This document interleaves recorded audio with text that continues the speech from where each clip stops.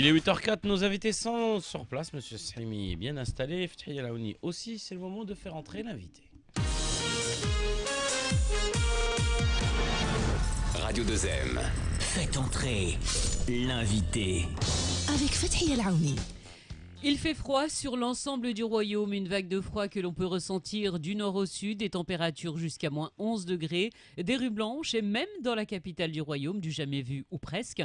Hier après-midi, des chutes de grêle importantes sur Rabat et Casablanca, d'importantes chutes de neige dans le Haut-Atlas ainsi que sur le Rif, à tel point que le ministère du Transport a dû lancer un appel à la vigilance et a même conseillé dans certaines régions d'éviter les déplacements durant la nuit. Il a conseillé à tous les usagers de vérifier leur véhicule, les éclairages, les freins, d'avoir un approvisionnement suffisant en carburant pour ne pas se retrouver bloqué. Avec nous ce matin, le chargé de communication de la météorologie nationale, Louhsen Youhabd. Bonjour. Bonjour et bonjour pour chers auditeurs et invités. Merci d'être avec nous ce matin. Alors c'est vrai qu'on a rarement vu ça, des rues blanches à Rabat, des chutes de grêle aussi importantes, et c'est vrai qu'on n'est pas habitué à ce genre de température. Oui, justement, c'est-à-dire que il y a des circonstances météorologiques qui ont un petit peu abouti à cette situation de grand froid. C'est-à-dire que on a eu une dépression qui est centrée sur l'ouest de la Méditerranée et qui a fait descendre une masse d'air froide et humide en provenance de l'Europe centrale et l'Europe du Nord. C'est elle d'ailleurs qui a fait déjà chuter les températures sur l'Europe durant les dernières derniers jours. Et par conséquent, sur notre pays également, sur l'Algérie et tout le bassin méditerranéen, il y a une baisse assez marquée de température. Et on a, par exemple, relevé ce matin sur la région de Ifrane plus de moins 5 degrés, également la même valeur, moins 5 degrés sur la région de Midlis, moins 2 par exemple sur Nador, Figuig, Rachidia. Et d'ailleurs hier, avec cette arrivée de cette masse d'air qui est froide et chargée quand même de l'humidité qui a donné des pluies sur la majeure partie nord et est du pays. Et il y a eu également, c'est-à-dire des chutes de grêle. C'est ce qu'on a remarqué sur Rabat hier, suite donc à cette baisse de température sur l'altitude et par conséquent, c'est-à-dire les précipitations, parfois, ils sont sous forme de grêle. Donc vous dites bien que c'est de la grêle, comme ça on met fin C'est de à la grêle. polémique Non, il n'y a sur pas de la polémique, neige. c'est de la grêle, clairement. Oui, justement. Oui, Mais bon, c'est justement, vrai que c'est de la grêle. les rues étaient blanches à Rabat, donc c'était quand même assez impressionnant, quoi, de voir les images du tram notamment tout de blanc. Vous parliez de la région d'Ifrane. Moi, j'ai vu des images hier soir qui ont été postées par de nombreuses personnes. Là, les chutes de neige ont été très importantes. Oui, justement, parce que même on a lancé l'alerte, ça fait 2 jours, sur ces régions, notamment les régions d'Ifrane, les régions de Khdifra, Al-Hawza, Zilal, et tous les reliefs presque qui dépassent les 900 jusqu'à 1000 mètres. C'est prévu et c'est déjà remarqué des chutes importantes de neige parce que cette masse d'air, elle est très froide et par conséquent, toutes les précipitations vont être sous forme de neige sur toutes les hauteurs qui dépassent la 900 jusqu'à 1000 mètres. Alors, les températures les plus basses enregistrées ces derniers jours, on a parlé de moins 11 degrés. C'était où? Justement, c'est beaucoup plus sur les reliefs nord-est, surtout les hauts plateaux orientaux, les régions de Boulman, mais c'est beaucoup plus sur c'est-à-dire à une altitude qui dépasse les 1600, 1700 mètres. C'est là où il y a plus d'air froid et par conséquent, il y a une baisse assez remarquable des températures. Sur les régions d'Ifrane, par exemple, les derniers jours, on a relevé plus de moins 6 degrés sur ces régions. Et sur certaines régions, on a plus de moins 5, un peu plus de moins 5, voire moins 8 degrés. Sur ces régions, par exemple, de Bouiblan, Tounfit, le col de Tishka, c'est là où il y a des températures vraiment qui sont très froides. Alors, jusqu'à quand va se poursuivre cette vague de froid? Justement, c'est-à-dire encore d'actualité aujourd'hui, jusqu'à le week-end et même jusqu'à généralement, ça va rester jusqu'à mardi. Donc, jusqu'à mardi. Le maximum de froid, c'est aujourd'hui, demain jusqu'à dimanche, parce qu'il y a encore ce flux de nord qui ramène encore cette masse d'air qui est froide et par conséquent toujours des températures ils sont basses. Et à partir de mardi, il y aura du froid, mais ça va aller du froid qui va se rapprocher de la normale du froid c'est-à-dire de janvier, d'un mois de janvier. Est-ce qu'il faut s'attendre à une nouvelle alerte justement de vague de froid dans les prochains jours? Pour l'instant, on est encore d'actualité, c'est-à-dire que l'alerte elle est valable jusqu'à dimanche et jusqu'à lundi. Généralement, c'est là où c'est maximum qu'il y a de froid. Et comme j'ai dit, c'est-à-dire qu'à partir de mardi, mercredi, jeudi, il y a une tendance vers une légère hausse des températures quand même, donc ce qui fait ce froid intense, ça va s'atténuer. Merci beaucoup d'avoir été avec nous. Merci pour toutes ces précisions. Je rappelle que vous êtes le chargé de communication de la météorologie nationale. L'autre sujet du jour, c'est bien évidemment les États-Unis. Le monde entier ce matin a les yeux tournés vers Washington, où dans quelques heures, le nouveau président prêtera serment. Donald Trump, le 45e président américain, va prendre possession et pour 4 ans de la Maison-Blanche. La passation se fera cet après-midi aux alentours de 17h chez nous, mais c'est une investiture très particulière qui sera marquée par de très nombreuses manifestations à travers le pays. Des manifestations ont déjà eu lieu hier soir à Washington. On va en parler dans un instant avec notre confrère, le correspondant d'Al Jazeera à Washington, Nasreddin Husseini. Mais juste avant, avec nous, Mustapha Shimi. Est-ce que l'on peut parler des relations? Qu'est-ce que ça va changer avec nous? Qu'est-ce que ça va changer dans les relations entre Washington et Rabat? Ce qu'on retient d'habitude, c'est qu'il y a une tonalité différente, et peut-être même un peu plus, quand il y a un républicain à la Maison-Blanche ou quand il y a un démocrate. Il est vrai que si on prend les décennies écoulées, on a eu un certain nombre de difficultés avec les administrations démocrates et beaucoup moins de problèmes avec les administrations du Parti républicain. Ça, c'est un élément significatif dans l'évaluation des rapports américains. Je vous donne un exemple. Avec le président Reagan, on avait d'excellents rapports. C'était moins vrai avec son prédécesseur, le président Carter, et oui, qui avait fini son mandat en 80. Avec le président Obama, c'est paradoxal. D'un côté, le Maroc a eu le statut d'allié majeur non OTAN. On l'oublie. C'est une avancée qualitative qui valorise la position stratégique du Maroc. De l'autre côté, on a eu un certain nombre de difficultés avec l'administration américaine, notamment pour la question nationale. Et vous savez qu'il y a eu un certain nombre de prépositions de cette administration Obama. Je pense à novembre 2013, quand aux Nations Unies, la représentante américaine avait cautionné et même présenté un projet de résolution qui impliquait l'extension du mandat de la MINURSO pour ce qui est du contrôle des droits de l'homme, donc dans les provinces sahariennes récupérées. On a eu ensuite d'autres difficultés, d'autres couacs avec cette même administration, notamment à propos de la délibération du Conseil de sécurité chaque mois d'avril. Et il y a eu des réglages, des interventions, et puis aussi les difficultés qu'on a eues avec l'envoyé personnel de Ban Ki-moon, qui était un ambassadeur américain en fonction.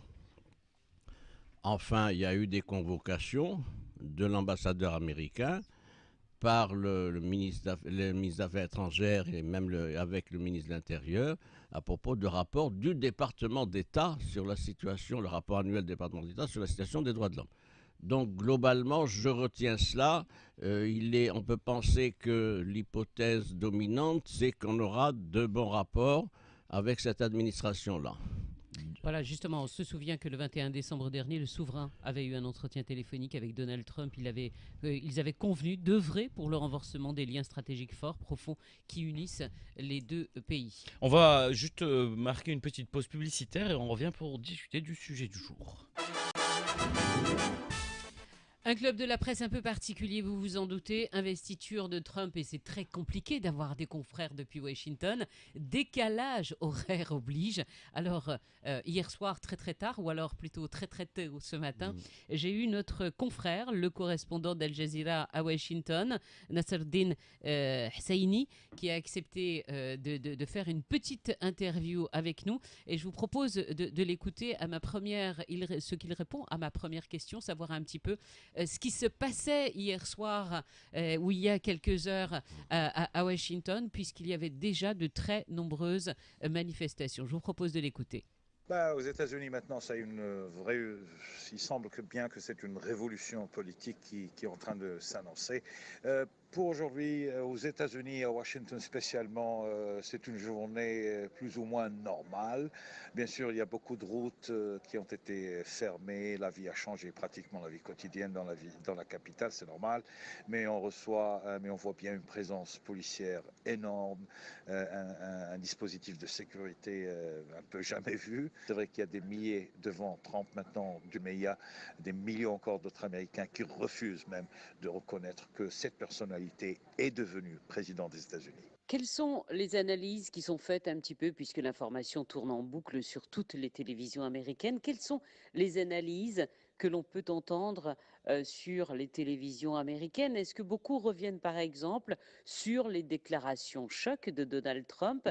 Et qu'est-ce qui est dit en général aussi, puisqu'on nous annonce un discours un peu particulier où il s'ouvrirait un petit peu plus, où il parlerait un petit peu plus de lui? On parle d'un discours d'investiture beaucoup plus personnel. Le discours d'investiture lui-même sera important dans la mesure où il annoncera des choses nouvelles. Mais ça, c'est pas sûr encore. Mais est-ce que beaucoup reprennent, dans les médias américains, ces déclarations choc? Est-ce que les télévisions américaines reviennent sur les déclarations de Donald Trump? En ce moment, l'Amérique attend, les analystes attendent. Il y a beaucoup de discussions, par exemple, sur la personnalité de Trump. Les Américains reviennent beaucoup sur les positions de Donald Trump. Les médias reprennent toujours ça pour l'analyser, pour marquer des points, parce que c'est très partisan ici. Les déclarations qui reviennent le plus en ce moment, c'est sa réaction, par exemple, à la CIA et au service de renseignement américain, quand ils ont parlé de peut-être qu'il y a eu des informations chez les Russes qui pourraient être un jour utilisées contre Trump, et Trump a réagi très très mauvaisement, très très nerveux. Il a été pas du tout content de ça, il les a traités de nazis. La réaction de Trump, par exemple, a suscité beaucoup d'analyses, beaucoup de peur et d'inquiétude quant à sa façon de gérer les choses dans le futur, dans l'avenir. Parmi les autres déclarations qui sont toujours reprises, on se pose des questions s'il a vraiment toujours dit ce qu'il a vraiment pensé des choses. Par exemple, quand il s'agit des musulmans, est-ce qu'il va fermer l'Amérique devant les musulmans? Il n'est plus revenu sur ce genre de discussion, sur ce genre de thème. À chaque fois qu'il a parlé des musulmans, c'était avec un ton beaucoup plus réconciliant.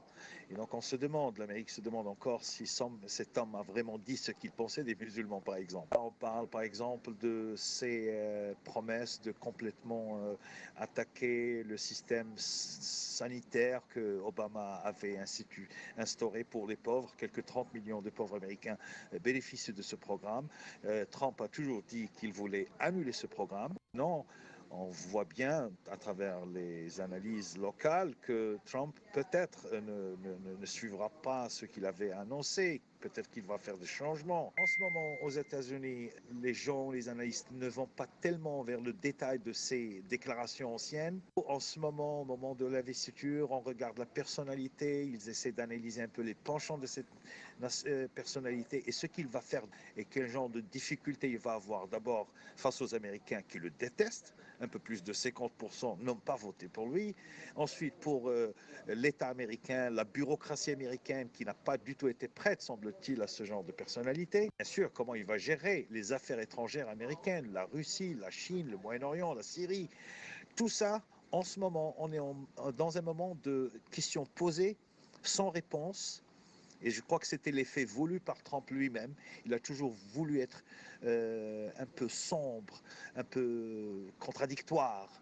C'est sa façon de voir les choses. Trump pense par exemple qu'il ne faut jamais dire à l'ennemi la réalité de tes positions. Il faut le mettre dans une position confondue. Qu'en est-il également concernant le monde arabe? On n'en a pas beaucoup parlé, bien évidemment, mais ici, ça préoccupe beaucoup. C'est vrai que vous avez parlé très, très brièvement de son discours, et c'est vrai qu'on ne sait pas ce qu'il voulait dire exactement. Qu'en est-il concernant le monde arabe? On n'en parle pas beaucoup à l'international, mais c'est quelque chose qui préoccupe bien évidemment tout le monde musulman, et notamment, on en parle beaucoup ces derniers jours concernant la Palestine, puisqu'il dit qu'il va vouloir délocaliser l'ambassade américaine de Tel Aviv à Al-Quds. Est-ce que ça, les médias américains reviennent dessus? Alors, absolument pas. Pour les affaires étrangères, notamment arabes, les médias américains semblent ignorer un peu, pour l'instant du moins, les affaires arabes, le Moyen-Orient, la Palestine, les Israéliens, etc., etc. Mais il y a une chose est sûre, à laquelle des fois les médias américains rappellent un peu M. Trump de ses obligations traditionnelles que l'Amérique a toujours eues envers ses partenaires, notamment dans le monde arabe. Le côté nouveau avec Trump, c'est qu'il va essayer d'instaurer une nouvelle politique avec le monde arabe, surtout le monde riche de ce monde arabe. Trump avait clairement dit aux Arabes du Golfe qu'ils auraient à payer de leur coffre s'ils veulent cette surveillance américaine, cette aide américaine, et s'ils veulent la paix en Syrie. Et on a bien vu que les pays du Golfe sont restés silencieux, mais tout porte à croire que les pays arabes du Golfe vont payer d'une façon ou d'une autre pour la sécurité de la Syrie, par exemple, pour les zones comment on dirait, les zones sécures qui seraient probablement bâties là-bas en Syrie. Et ces pays, ils auraient à payer. Nouvelle façon de gérer la politique étrangère américaine, mais n'empêche que l'idée commence à être acceptée plus ou moins. Les pays du Golfe ont toujours besoin de cette aide américaine, de ce parapluie américain, et qu'un jour ou l'autre, dans le cadre des intérêts entre les deux, entre Washington et les Arabes vont peut-être avoir à payer, débourser quelques dollars pour cette aide, cette surveillance, cette aide stratégique américaine. Est-ce que ça va être fait? Est-ce que les Arabes vont payer, monnayer leur sécurité, leur présence stratégique, etc.? Je ne sais pas, mais tout porte à croire que Trump va faire des deals, une sorte d'accord entre ce pays et l'autre. On verra bien, il est toujours pas très clair sur ses intentions, le monsieur. Par contre, il est très clair quand il s'agit du conflit israélo-palestinien, du conflit israélo-arabe, si on veut l'appeler comme ça. Le choix du mari de sa fille, un homme connu pour ses positions sionistes, pro-israéliennes. Le choix d'un autre ambassadeur, Mr. Friedman, une autre personnalité connue pour ses positions pro-israéliennes, laisse à croire tout le monde, en ce moment at least, que Trump et la politique américaine vers le conflit sera totalement pro-israélienne, anti-palestinienne. Et la différence peut-être avec le passé, c'est que Washington a toujours montré, du moins aux Arabes, qu'elle était objective, qu'elle voulait rester neutre. Mais avec Trump, l'histoire prend une autre tournure. Lui, il résume un peu la chose en deux mots. Israël, je vous supporte, et puis tant pis pour les Palestiniens s'ils ne veulent pas accepter vos conditions. Aux États-Unis, ils savent très bien que la parlotte politique est facile. Une fois il est à la Maison-Blanche, ça sera difficile. Il y aura beaucoup de répercussions, par exemple, pour changer l'ambassade américaine de Tel Aviv vers Jérusalem. Les journalistes locaux, ceux qui sont connaisseurs de ce dossier, ont déjà dit et écrit et condamné ce genre de position que Trump souhaite prendre au Moyen-Orient.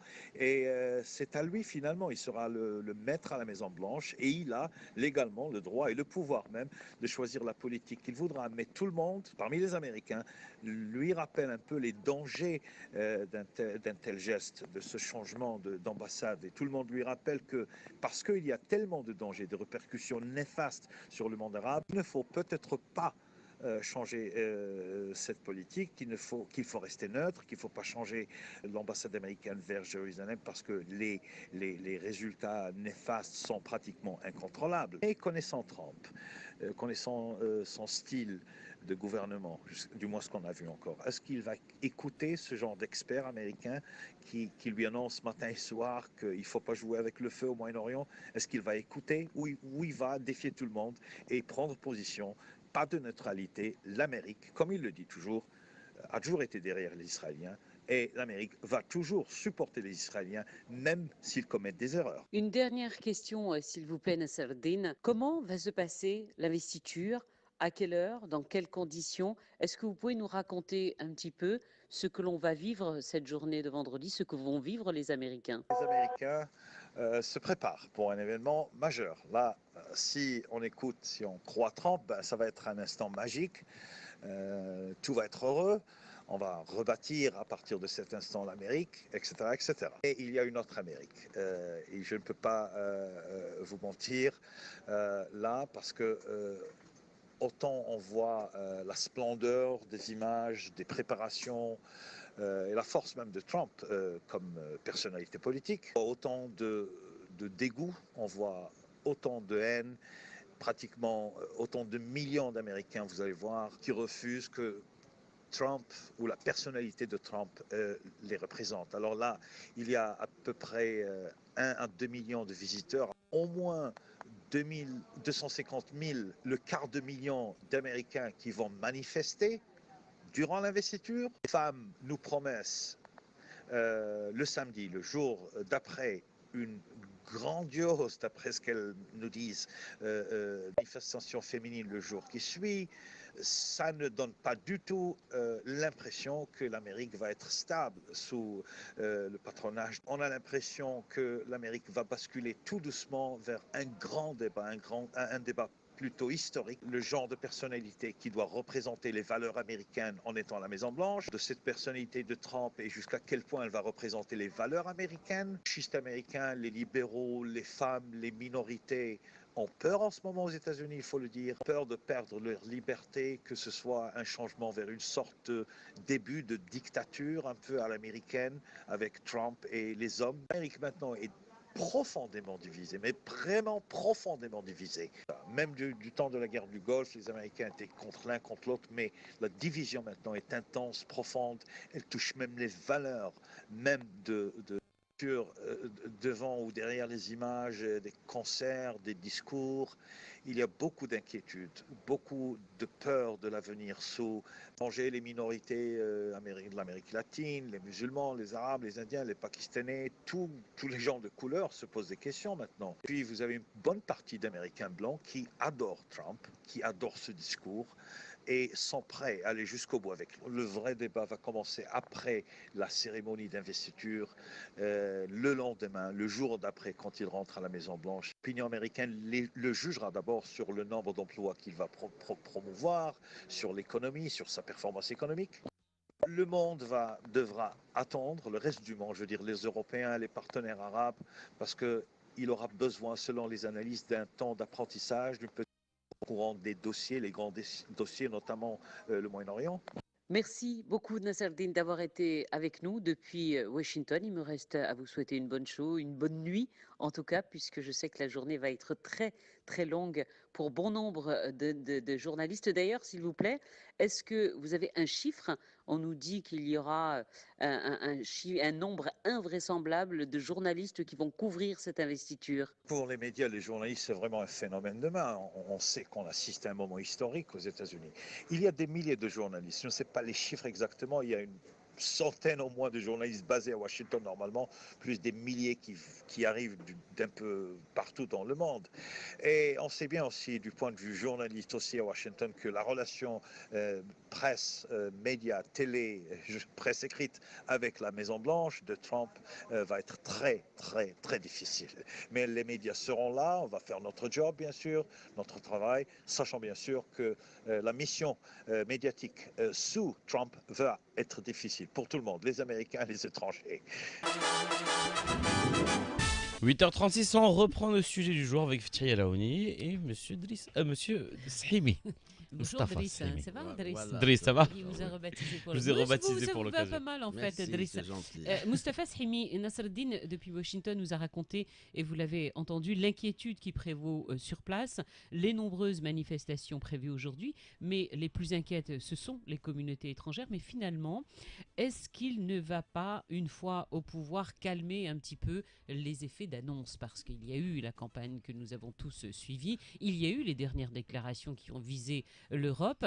Les communautés étrangères, on se souvient de la déclaration sur les Mexicains en particulier, ce mur qu'il veut faire monter, il dit ce seront les Mexicains qui vont le payer, mais finalement, une fois au pouvoir, est-ce qu'il va se calmer? Vous avez raison de le relever. Il y a une distinction à faire entre le candidat Trump et le président Trump. Et c'est pas valable que pour lui, c'est valable pour tous les chefs d'État pratiquement. Il y a ce qui est dit pendant la campagne électorale et puis il y a les réalités des pouvoirs. En revanche, il y a quand même un certain nombre de signes qui peuvent être des marqueurs d'une politique étrangère, c'est ça qui nous intéresse, de Trump. Un, c'est l'isolationnisme. Il est clair qu'il y a chez Trump une politique isolationniste, priorité à l'Amérique, priorité aux Américains, et en même temps un certain nombre de prises de position sur des questions stratégiques. On a vu ce qu'il a dit pour ce qui est de la Chine, qui considère maintenant comme l'adversaire principal, sa volonté assumée de rapprochement et de coopération avec la Russie, et puis le préjugé qu'il a à l'égard du monde arabe et du monde musulman, qui est extrêmement affirmé. Donc ça, c'est un élément qui pour nous est un problème qui peut nous préoccuper. Pour ce qui est maintenant de la région, est-ce qu'il y aura changement des priorités régionales de l'administration Trump à l'égard du Maghreb? Je ne le crois pas. Pourquoi? D'abord parce que c'est une zone d'intérêt secondaire. Ce n'est pas une zone où il y a un intérêt stratégique majeur pour la sécurité nationale américaine, il faut le dire. Parce que nous avons tendance à surestimer notre statut stratégique, tous au Maghreb et ailleurs. En revanche, il peut être préoccupé par la question du terrorisme. Et je pense qu'il apportera des réponses opératoires énergiques à ce sujet. Et je vous signale qu'en août dernier, un membre de son cabinet avait fait référence précisément à la problème sécuritaire au Sahel et il avait cité le Polisario comme l'un des foyers, du terrorisme. Donc il y a une tonalité. Bien, ensuite, pour ce qui est, il faut le dire, du Maroc et de l'Algérie, parce que c'est ça qui nous intéresse, il y a quelque chose de commun entre la nouvelle administration Trump et le régime algérien, c'est l'autoritarisme. Et donc, il ne va pas du tout se préoccuper des conditions dans lesquelles la question démocratique se pose en Algérie. Ça ne l'intéresse pas parce que c'est une conception qui va se déployer dans ce sens. En revanche, il peut être interpellé dans une optique d'après Bouteflika, où il y aura tout de même un problème. Alors, pour ce qui nous concerne, nous... Alors, vous parliez, Mustafa Srimi, des affaires étrangères, et ça, c'est très intéressant. Celui qui va prendre quand même le fauteuil du secrétaire d'État, c'est quand même le PDG d'ExxonMobil, multinationale pétrolière et gazière. Son nom, c'est Rex Tillerson. C'est un poste, c'est un candidat un peu particulier. Je veux dire, on a rarement vu un homme d'affaires là. Qu'est-ce qui va se passer? Il va se passer, c'est parce que de ce qui est dit, de ce que l'on peut lire sur toute la presse américaine, il n'a aucune compétence politique en tant que tel, mais homme d'affaires redoutable. Ça, c'est un trait de la nouvelle équipe et du nouveau cabinet Trump. Il a mis l'ancien président d'Exxon, il a mis des gens de Wall Street, il a mis des grands banquiers, etc. Donc c'est un staff qui est pratiquement reprend le pouvoir aux États-Unis. En revanche, il faut pas avoir une approche univoque du pouvoir aux États-Unis. C'est un pouvoir qui est fragmenté. Il y a la Maison-Blanche, il y a le Congrès, il y a le département d'État, il y a le Conseil national de sécurité, il y a tout le reste, la NSA, tout ça, D'accord, etc. mais les affaires... J'y viens. Oui, mais Moustapha viens. Slimani, les Je affaires vais répondre à votre étrangères, ce question. n'est quand même pas rien. Je Et d'avoir réponds- quelqu'un qui n'a aucune expérience politique... Je vais répondre à votre question. D'abord, je voulais montrer le pluralisme de la structure de pouvoir. Maintenant, pour ce coup d'État, l'ancien président Nixon, c'est un homme d'abord qui a un carnet d'adresses extrêmement important. Indéniablement. C'est un homme qui connaît tous les grands chefs d'État du monde. Deux, il a cet avantage de ne pas être un idéologue. Un idéologue, c'est-à-dire avec une vision préconçue du monde tel qu'il devrait être. Trois, c'est un businessman. Et donc, il va voir d'abord les intérêts des États-Unis. Et ça, je crois que c'est une politique dont il faut tenir compte et qui va se déployer probablement de manière brutale. Est-ce qu'il faut s'attendre à un réchauffement justement entre les États-Unis et la Russie? C'est un ami de la Russie, Oui, proprement dit. oui, mais c'est une vision stratégique parce que l'analyse qui est faite à Washington, c'est que le principal danger, c'est la Chine. Le principal danger, c'est la Chine, d'autant que les États-Unis sont débiteurs à l'égard de la Chine. Vous savez que ce sont les fonds chinois qui font marcher la machine économique parce que c'est le plus grand placement qui a été fait aux États-Unis. C'est les bons du Trésor. Ils ont pris des bons du Trésor et ça donne un atout de négociation. Donc, avec la Russie, le problème, c'est de détacher la Russie de l'influence asiatique et de contrecarrer l'extension et l'expansion de la Chine. Mais pour ce qui nous intéresse, nous ne pourrons avoir que de bons rapports parce qu'il tiendra compte des intérêts supérieurs des États-Unis. Le Maroc est un allié fiable. Le Maroc est un allié qui mène une politique antiterroriste. Et le Maroc prône un islam tolérant. En revanche, la question démocratique, des droits de l'homme, tout ça, c'est une question qui ne va pas intéresser Trump. Et donc, En tout cas pour le moment. Ça n'intéresse pas. C'est-à-dire dans l'idéologie et dans la politique républicaine, ce sont des questions secondaires. Et donc, tous les espoirs qui avaient été placés par le pays voisin, le pays de l'Est, moi j'ai lu les réactions de la presse algérienne après l'élection de Trump. On dit « Ah, c'est un ami etc. » Pas du tout. Donc, toutes les manœuvres qui avaient été menées par certains cercles démocrates à propos de la question nationale ne pourront pas se répéter. Et donc, il faut veiller à avoir la place que l'on mérite et à conforter ce tissu de relations bilatérales. Mesdames, messieurs, une nouvelle personne est rentrée dans le studio. Vous le savez, c'est vendredi. Et on a toujours rendez-vous avec Wadi Haddada qui nous gratifie de... Et si c'était vrai, je vous propose de l'écouter tout de suite. Radio 2M. Et si c'était vrai? Wadi Haddada. Allez, on reste sur le même sujet. Bonjour à tous. Imaginez que l'investiture surréaliste de Trump marque l'avènement de la politique friction. Une manière de gouverner où le grossier le dispute au vicié. Un sentiment d'ores et déjà éprouvé pendant sa campagne sans intellectorale, avec ses propos qui ne volaient pas plus haut que le montant de ses impôts et le niveau de son aura. En tout cas, l'Américain moyen l'aura bien cherché, même s'il fallait creuser très profond dans les sondages pour se faire une réelle opinion. Et après le départ d'Obama, il faudra Obama quelques années, si ce n'est des décennies, pour que l'Amérique redessine les contours de sa grandeur. Lorsqu'on a un président des États-Unis qui regarde le reste de la planète par le petit trou de la serrure, il n'y a rien de surprenant, c'est sûr, à ce qu'il veuille construire des murs avec le monde qui l'entoure. Demandez au Mexique, il vous dira combien qui s'y frotte, s'y pique. C'est aussi douloureux que le coup de bec d'un canard boiteux qui dégaine sur Twitter plus vite qu'un tire d'aile, au moins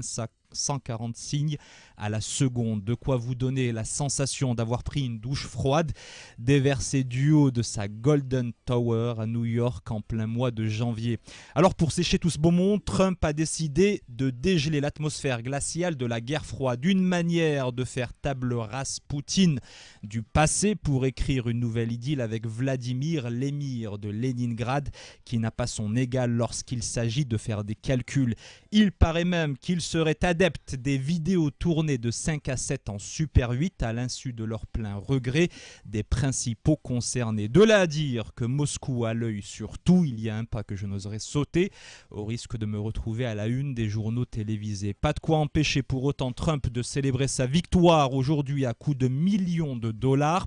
Et encore, pour faire passer la pilule, aucun cachet mirobolant n'a été versé à une star du ciné ou du R&B, aucune vedette n'ayant voulu jouer les têtes brûlées redoutant de creuser la tombe de sa carrière en s'affichant avec un président qui entend bien faire la pluie et le beau temps sur le climat général. Il faut au moins cela pour dégager l'horizon du président et de ses congénères milliardaires qui, je l'espère, nous feront oublier que la première puissance mondiale est désormais dirigée par un homme d'affaires qui n'hésite pas à mettre les petits plats dans les grands pour y sauter à pieds joints. Et tant pis si cela doit éclabousser les valeurs et les espoirs d'une bonne partie de l'humanité. Paraît même que la liberté a déjà décidé de changer de statut. Et si c'était vrai? Eh oui. Et si c'était vrai? Obama. Ça, j'aime bien. Ouais. J'ai Oh, bah, il y en a Je plein, te il y en a l'offre. plein, il y en a Merci plein. beaucoup. On peut la reprendre? Tu nous la prêtes? Tu nous la loues? Oui, On volontiers, peut je vous l'offre très volontiers. Non, non, Vous en faites et ce que vous louer. voulez. On va dire, je fais le contrat. Ah, Ah, Je fais le contrat. bah oui, en de tant, cession. en tant qu'avocat. Et il y a et les que- droits d'auteur, il y a les dividendes. Eh oui, ils Ah, n'ont pas je- roulé dans la Professeur, farine. je cède ma vous part. allez être bien conseillé en tout cas. Ah ouais. On va Allez. parler du contrat croyez et pas des si bien dividendes dire. dans quelques instants. Messieurs, mesdames, je vous propose t'as eu de peur. faire une toute petite pause et on revient pour le challenge auditeur puisque c'est la grande finale aujourd'hui.